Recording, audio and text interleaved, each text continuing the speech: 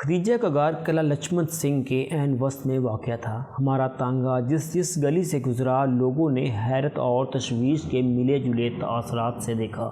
میں اور ASI مراد uniform میں تھے۔ پولیس کی ویسے ہی بڑی دہشت ہوتی ہے اور ہم صبح ہی اس گاؤں میں پہنچ گئے تھے۔ میں نے محسوس کیا جب تک ہم خدیجہ کے گھر تک رسائی حاصل کرتے، ممتاز شیخ والے تانگے میں 2-3 اور افراد بھی سوار ہو گئے تھے۔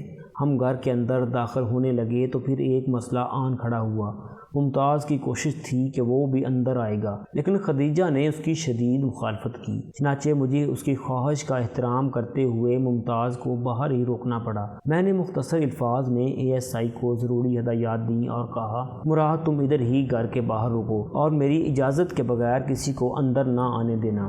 آپ بے فکر ہو جائیں ملک صاحب، ASI نے پورے اعتماد کے ساتھ کہا۔ خدیجہ کے گھر کے سامنے اچھے خاصے افراد جمع ہو گئے تھے۔ شاید یہ بات پورے گاؤں ہی کو معلوم ہو گئی تھی کہ وہاں پولیس آئی ہے۔ میں نے وہاں پر موجود لوگوں پر ایک تائرانہ نگاہ ڈالی اور میری تجربہ کار نظر نے پلک جھپکتے میں 2 افراد کا انتخاب کر لیا۔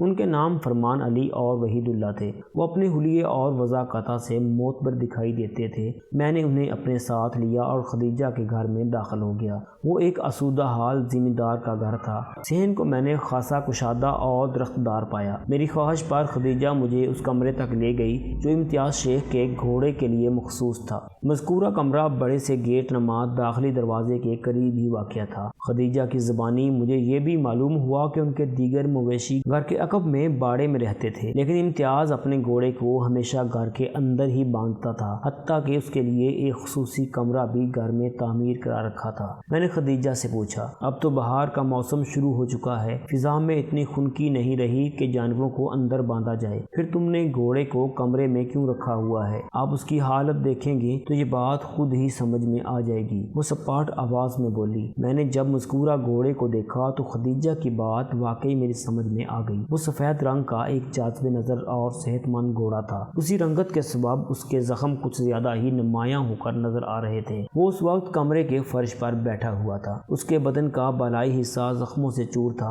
اور ان میں سے بعض خاصے تشویشناک زخم تھے۔ میرے اندازے کے مطابق وہ تیز دار کلہاڑی کے زخم تھے۔ میں نے فرمان علی اور وحید اللہ کی مدد سے بمشکل گھوڑے کو اٹھ کر کھڑا ہونے پر مجبور کیا۔ گھوڑے کی ٹانگیں کپکپائیں اور وہ کسی برفانی تودے کی مانند بے بسی سے فرش پر ڈہ گیا۔ اس لمحاتی مدت میں یہ دیکھنے میں کامیاب ہو گیا کہ دیگر بدن کی بنسبت اس کی ٹانگیں خطرناک حد تک زخمی تھیں۔ بے اختیار میرے منہ سے نکل گیا، یہ بے زبان گھر تک کیسے پہنچا ہوگا؟ اسی بات کی تو مجھے بھی حیرت ہے۔ مجھے اپنے عقب میں خدیجہ کی آواز سنائی دی، پھر اس آواز سے ایک کرب جھلکنے لگا۔ پتہ نہیں میرے خامن کے ساتھ کیا واقعہ پیش آیا ہے۔ اس وقت میں براہ راست اس مجبور و لاچار سفید گھوڑے کی آنکھوں میں دیکھ رہا تھا۔ پتہ نہیں کہ میرا وہم تھا یا سچویشن کا اثر۔ بہرحال مجھے یوں محسوس ہوا جیسے وہ گھوڑا مجھ سے کچھ کہنا چاہتا ہو۔ میں کافی دیر تک یک ٹک اس کی آنکھوں میں دیکھتا رہا، لیکن ان محسوسات میں کوئی تبدیلی واقع نہ ہوئی۔ کاش مجھے جانوروں کی آنکھوں میں نمودار ہونے والے تاثرات کو پڑھنا آتا ہوتا تو میں یہ جاننے میں کامیاب ہو جاتا کہ وہ بے زبان مجھ سے کیا کہنا چاہتا تھا۔ ممکن ہے وہ اپنے مالک امتیاز شیخ کے بارے میں کوئی اطلاع دینا چاہتا ہو۔ اس گھوڑے کے لیے میرا دل ہمدردی کے جذبات سے لبریز ہو گیا، خاص طور پر جب میں نے اسے اٹھا کر کھڑا کرنے کی کوشش کی تھی تو وہ کسی معذور شخص کی طرح کانپتا لرزتا زمین بوس ہو گیا تھا۔ اس دکھی منظر نے مجھے ہلا کر رکھ دیا تھا۔ میرے ذہن نے اسی لمحے فیصلہ سنا دیا، مجھے فوری طور پر اس گھوڑے کو ابتدائی طبی امداد بہم پہنچانے کی کوشش کرنا چاہیے۔ اس دوران وہ مسلسل رحم طلب نظر سے مجھے دیکھتا رہا۔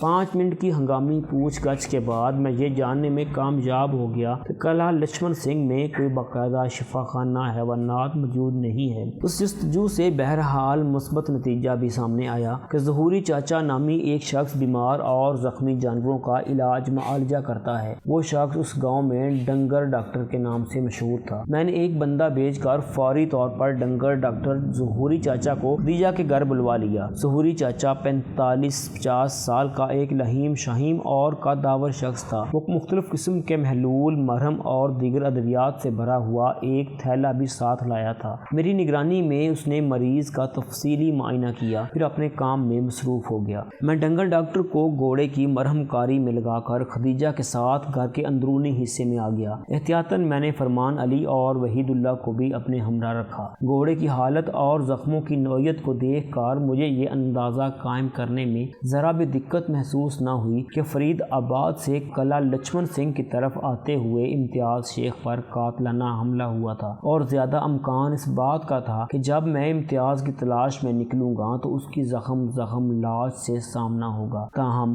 میں نے اپنے اس اندازے کے بارے میں خدیجہ کو کچھ نہ بتایا۔ گھر کے اندرونی حصے میں خدیجہ کے اکلوتے بیٹے الطاف سے بھی ملاقات ہوئی۔ وہ سانولے رنگ کا ایک دان پان سا لڑکا تھا۔ الطاف اپنے والد کی پراسرار گمشدگی پر خاصا پریشان تھا۔ اس کی عمر لگ بھگ 10 سال رہی ہوگی۔ یہ ایسی عمر ہوتی ہے کہ بعض سنگین واقعات انسان پر بری طرح اثر انداز ہوتے ہیں۔ ان لمحات میں انسان جو سوچ رہا ہوتا ہے، جو محسوس کر رہا ہوتا ہے، اسے بیان کرنے کی بھرپور صلاحیت نہیں رکھتا۔ الطاف بھی مجھے ایسی ہی کشمکش کا شکار نظر آیا۔ میں خدیجہ کے ساتھ اس کمرے میں آ گیا جہاں امتیاز شیخ رات کو سویا کرتا تھا۔ امتیاز کو پیش آنے والے واقعات کا مجھے تو اندازہ ہو چکا تھا، مگر میں خدیجہ کے سامنے اپنے اندازے کا کھل کر اظہار نہیں کر سکتا تھا، لہٰذا اس کمرے میں کسی ایسی شے کو تلاش کرنے میں لگ گیا جس سے امتیاز کے کسی دشمن کا سراغ مل سکے، لیکن باوجود کوشش کے بھی ایسا کوئی سرا ہاتھ نہ آ سکا۔ میرے ذہن میں یہ بات بھی موجود تھی کہ امتیاز ایک موٹی رقم لینے فرید آباد سے روانہ ہوا تھا، کہیں اس مال و دولت نے اسے کسی مصیبت میں تو نہیں ڈال دیا۔ میں نے ایک مرتبہ پھر خدیجہ سے کرید کر امتیاز کے کسی دشمن کے بارے میں پوچھا۔ اس مرتبہ بھی اس کا جواب نفی ہی میں تھا۔ وہ ضد چھوڑتے ہوئے بولی، تھانے دار صاحب، اگر میں اپنے خاوند کے کسی دشمن سے واقف ہوتی تو آپ کو اس کے بارے میں ضرور بتاتی۔ خدا کے واسطے آپ امتیاز کو ڈھونڈنے کی کوشش کریں، میں اسی کوشش میں لگا ہوا ہوں خدیجہ بیگم، میں نے ٹھہرے ہوئے لہجے میں کہا۔ تم فکر نہ کرو، میں بہت جلد اسے تلاش کرنے میں کامیاب ہو جاؤں گا۔ میں نے خدیجہ کو تسلی تو دے دی، مگر خود مجھے اپنا لہجہ کھوکھلا اور الفاظ بے معانی محسوس ہو رہے تھے۔ تھوڑی دیر کے بعد میں نے اسے فارغ کر دیا اور وہاں سے رخصت ہونے کے بعد اٹھ کر کھڑا ہو گیا۔ خدیجہ نے منت ریز لہجے میں کہا، تھانے دار صاحب، جیسے ہی میرے خاوند کا کوئی سراغ ملے آپ مجھے ضرور بتائیں گے۔ ظاہر ہے تمہیں ہی بتاؤں گا بی بی۔ میں نے کہا، وہ تمہارا شوہر ہے، آپ اس معاملے میں میرے سسرال والوں کی کوئی مدد نہیں لیں گے۔ وہ قطعیت سے بولی، ٹھیک ہے، اگر تمہاری یہی خواہش ہے تو میں اس بات کا خاص طور پر خیال رکھوں گا۔ میں نے اس کی تسلی کے لیے کہہ دیا۔ وہ قدرے مطمئن ہو گئی۔ میں بخوبی سمجھ رہا تھا اپنے سسرالی رشتہ داروں کو اپنے معاملے میں ملوث نہ کرنے میں اس کی کسی بدنیتی کو دخل نہیں تھا۔ وہ شدید نفرت اور ناپسندیدگی کے طفیل ان لوگوں کو اپنے ذاتی معاملات سے دور ہی رکھنا چاہتی تھی، حالانکہ اس کا یہ رویہ انتہائی نامعقول اور غیر منطقی تھا۔ امتیاز شیخ صرف اس کا شوہر نہیں بلکہ کسی کا بھائی بھی تھا۔ ممتاز شیخ وغیرہ براہ راست اس کے معاملے میں شریک ہو سکتے تھے۔ میں چونکہ خدیجہ کی پریشانی اور سوچ کو سمجھ گیا تھا، اس لیے میں نے اس سلسلے میں اس سے کوئی ضد بحث نہیں کی۔ جب میں اس گھر سے رخصت ہونے لگا تو ڈنگر ڈاکٹر ظہوری سے دوبارہ ملاقات ہو گئی۔ وہ گھوڑے کو ہنگامی ٹریٹمنٹ دے کر فارغ ہو چکا تھا۔ میں نے اس سے پوچھ لیا، کیا خیال ہے ظہوری، جوان کب تک اٹھ کر اپنے قدموں پر کھڑا ہو جائے گا؟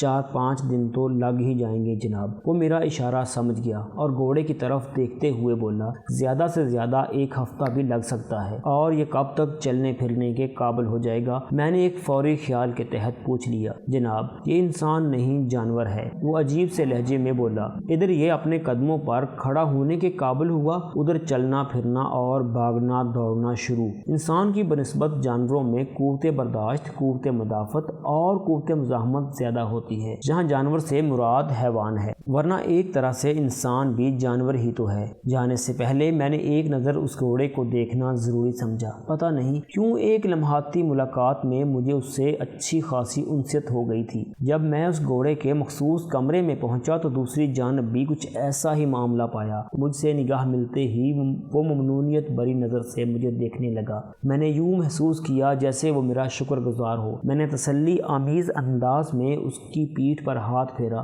وہ بڑے نحیف اور سریلے انداز میں ہنہنایا۔ یہ اس کی خوشی کا اظہار تھا۔ میں نے اس کی پیٹھ تھپکتے ہوئے ایسے مخاطب کیا جیسے وہ کوئی باشعور حیوان ناطق ہو۔ فکر نہ کرو جوان، تم بہت جلد دوبارہ چلنے پھرنے کے لائق ہو جاؤ گے۔ وہ پہلے والے انداز میں دھیرے سے ہنہنایا اور اپنی دم کو ہلانے لگا۔ میں اسے مزید تسلی دلاسا دے کر کمرے سے باہر نکل آیا۔ ظہوری میرے ساتھ ہی تھا۔ میں نے اسے مخاطب کرتے ہوئے تاکیدی لہجے میں کہا، تم دن میں ایک مرتبہ ضرور اسے دیکھنے آؤ گے ظہوری۔ جو حکم سرکار۔ اپنا تو کام ہی ڈور ڈنگر کی خدمت کرنا ہے، وہ فرما برداری سے بولا۔ میں خدیجہ کے گھر سے باہر نکل آیا اور ASI کی تلاش میں ادھر ادھر نگاہ دوڑائی۔ وہ اپنے تانگے کے قریب ممتاز شیخ کے ساتھ کھڑا باتیں کر رہا تھا۔ میں سبک قدموں سے چلتے ہوئے ان کے پاس پہنچ گیا۔ ممتاز شیخ مجھے دیکھ کر چونکا اور مجھ سے مخاطب ہوتے ہوئے بولا، تھاندار صاحب، یہ تو بڑی زیادتی والی بات ہے نا؟ کیوں بھائی، میں نے تمہارے ساتھ کون سی زیادتی کی ہے؟ میں نے تیز نظر سے اسے گھورا۔ او جناب، خدیجہ نے تو کچھ نہیں بتایا، لیکن اب یہ بات ڈکی چھپی نہیں رہی کہ بھائی صاحب کہیں غائب ہو گئے ہیں۔ اس کا اشارہ اپنے بڑے بھائی امتیاز شیخ کی طرف تھا۔ ان کا زخمی گھوڑا آج صبح یہاں پہنچا ہے۔ خدا نہ خواستہ بھائی صاحب کو کوئی حادثہ تو پیش نہیں آ گیا؟ ممتاز شیخ، میں بھی تمہارے ہی انداز میں سوچ رہا ہوں، میں نے کہا، لیکن تم نے ابھی تک یہ نہیں بتایا کہ تمہارے ساتھ کیا زیادتی ہو رہی ہے۔ جناب، میرا بھائی گم ہو گیا ہے اور مجھے ہی اس معاملے سے الگ رکھا جا رہا ہے۔ آپ نے خدیجہ بابی کا رویہ دیکھا ہے؟ وہ احتجاجی لہجے میں بولا۔ یہ زیادتی نہیں تو اور کیا ہے؟ اس کا احتجاج جائز تھا۔ میں نے ٹھہرے ہوئے لہجے میں کہا، ممتاز شیخ، میں نہیں جانتا خدیجہ سے تمہارے کیا اختلافات ہیں، لیکن فکر نہ کرو، میں تمہیں امتیاز شیخ کی گمشدگی والے معاملے سے علیحدہ نہیں رکھوں گا۔ اللہ آپ کا بھلا کرے ملک صاحب۔ وہ اطمینان بھری سانس چھوڑتے ہوئے بولا، ذرا مجھے بھی بتائیں بھائی صاحب کے ساتھ کیا واقعہ پیش آیا ہے؟ اس سے پہلے کہ میں کسی بات کا جواب دیتا، وہ چکنا نظر سے خدیجہ کے گھر کے گیٹ کی جانب دیکھتے ہوئے بولا، میرا خیال ہے یہاں کھڑے ہو کر باتیں کرنا مناسب نہیں۔ اگر خدیجہ بابی نے دیکھ لیا تو کوئی اور مصیبت کھڑی کر دے گی۔ وہ فتنہ فساد کی خاصی ماہر ہے۔ اس نے اپنی بابی کے بارے میں جن خیالات کا اظہار کیا، اس سے مجھے یہ سمجھنے میں دشواری نہ ہوئی کہ وہ بھی اپنے دل میں اس عورت کے لیے اچھے اور بھلائی کے جذبات نہیں رکھتا تھا۔ گویا بقول کسے تالی دو ہاتھ سے بج رہی تھی، جن میں ایک ہاتھ خدیجہ کا تھا اور دوسرا ممتاز شیخ کا تھا۔ میں نے اس کی آنکھوں میں دیکھتے ہوئے تجویز پیش کی، کیا خیال ہے پھر تھانے چلیں؟ میرے انداز نے اسے گڑبڑا دیا۔ گھبراہٹ آمیز لہجے میں بولا، آپ مجھے تھانے کیوں لے کر جانا چاہتے ہیں؟ تمہیں تھانے جاتے ہوئے خوف کیوں محسوس ہو رہا ہے؟ کیا تم نے کوئی جرم کیا ہے؟ نہیں جناب، میں نے کوئی جرم نہیں کیا، وہ جلدی سے بولا۔ میں نے کہا، پھر ڈرنے والی کوئی بات نہیں، تانگے میں آ جاؤ۔ تھوڑے سے تعامل کے بعد وہ تانگے پر سوار ہو۔ تانگا تھانے کی جانب بڑھ گیا۔ راستے میں میں نے ممتاز شیخ کو اس کے بڑے بھائی امتیاز شیخ کے بارے میں تفصیلاً بتا دیا۔ یہ تمام تر باتیں وہی تھیں جو خدیجہ کی زبانی مجھ تک پہنچی تھیں، یعنی امتیاز کا فرید آباد جانا، وہاں کے ایک زمیندار ارشاد احمد سے ملنا، 3000 کی رقم کے ساتھ فرید آباد سے واپس قلعہ لچھمن سنگھ آنا۔ اس نے میری بات غور سے سنی اور میرے خاموش ہونے پر بولا، میں محسوس کر رہا ہوں بھائی صاحب کے ساتھ جو بھی سنگین واقعہ پیش آیا ہے وہ موضع فرید آباد اور قلعہ لچھمن سنگھ کے درمیان ہی رونما ہوا ہے۔ ہمیں اس علاقے کا اچھی طرح جائزہ لینا چاہیے۔ مجھے یہ رہزنی کی کوئی واردات معلوم ہوتی ہے۔ 3000 روپے کوئی معمولی رقم نہیں ہوتی۔ میں نے کہا، ممتاز شیخ، میں تمہاری بات سے اتفاق کرتا ہوں، بتاؤ تم اس سلسلے میں میری کیا مدد کر سکتے ہو؟ آپ جو بھی حکم کریں۔ وہ سوالیہ نظر سے مجھے دیکھنے لگا۔ ہمارا تانگا تھانے کے قریب پہنچ رہا تھا۔ میں نے گہری سنجیدگی سے کہا، ممتاز شیخ، میں چاہتا ہوں تم واپس گاؤں جاؤ اور دوپہر سے پہلے کوئی سے 2 قابل اعتماد افراد کو لے کر میرے پاس تھانے آ جاؤ۔ اس کے پلے کچھ نہ پڑا۔ وہ الجھن زدہ نظر سے مجھے دیکھتے ہوئے بولا، پھر یہ کہ میں نے لمحاتی توقف کے بعد اضافہ کرتے ہوئے کہا، اس دوران میں ایک پولیس پارٹی ترتیب دے لوں گا۔ تمہیں ہماری پارٹی کے ساتھ جنگل میں جانا ہوگا اپنے بھائی کی تلاش میں۔ منظور ہے، وہ سینہ ٹھونکتے ہوئے بولا۔ میں ابھی گیا اور ابھی آیا، لیکن ایک بات کا خاص طور پر خیال رکھنا ممتاز، میں نے تنبیہی انداز میں کہا، خدیجہ کو اس منصوبے کی بھنک نہیں ملنا چاہیے، ورنہ وہ بھڑک کر ہتھے سے اکھڑ جائے گی۔ میں نے محسوس کیا ہے وہ تمہیں پسند نہیں کرتی۔ یہ اس کا پاگل پن ہے ملک صاحب، وہ برا سا منہ بناتے ہوئے بولا۔ میں نے تو کبھی اس کی کوئی بکری نہیں چرائی۔ بہرحال وہ لمحے بھر کو خاموش ہوا، پھر بات مکمل کرتے ہوئے بولا، اگر آپ کا حکم ہے تو میں اپنی سرگرمی کے سلسلے میں زبان بند ہی رکھوں گا۔ شاباش، اب تم فوراً واپس چلے جاؤ، میں نے کہا۔ اس وقت تک ہمارا تانگا تھانے کے سامنے پہنچ کر رک چکا تھا۔ میری ہدایت کے مطابق ممتاز شیخ نے واپسی کی راہ لی اور میں ASI کے ہمراہ چلتے ہوئے اپنے کمرے میں آ گیا۔ ASI نے مجھ سے پوچھا، ملک صاحب، کیا واقعی آپ ممتاز شیخ کو متلاشی پارٹی میں شریک کرنا چاہتے ہیں؟ کیوں؟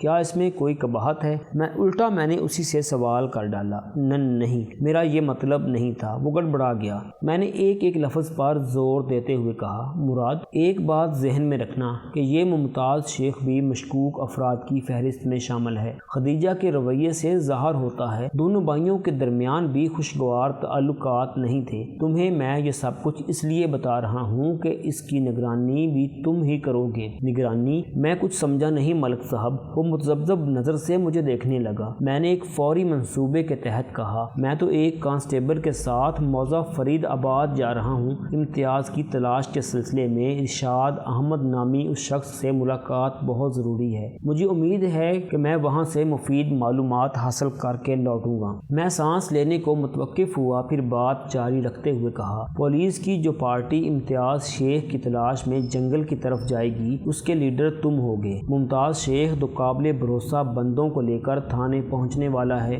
تم اپنی ضرورت کے مطابق 2-3 کانسٹیبلز کو ساتھ لے لینا اور جنگل کی طرف روانہ ہو جانا۔ امتیاز شیخ کی گمشدگی کا سراغ تو لگانا ہی ہے۔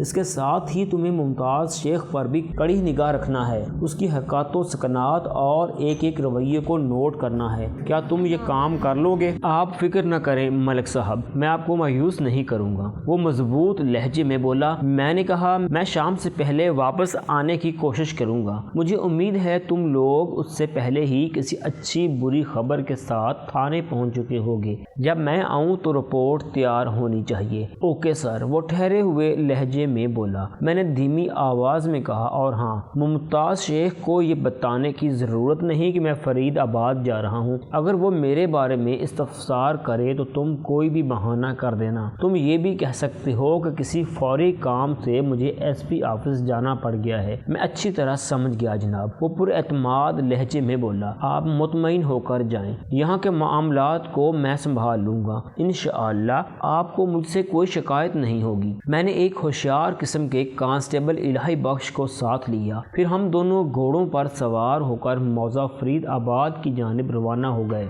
تو دوستو، یہ تھی ہماری آج کی سٹوری۔ جانے سے پہلے اس ویڈیو کو لائک کریں، شیئر کریں، کمنٹ باکس میں اپنی رائے کا اظہار ضرور کریں۔ چینل کو سبسکرائب کر لیں اگر سبسکرائب نہیں کیا تو۔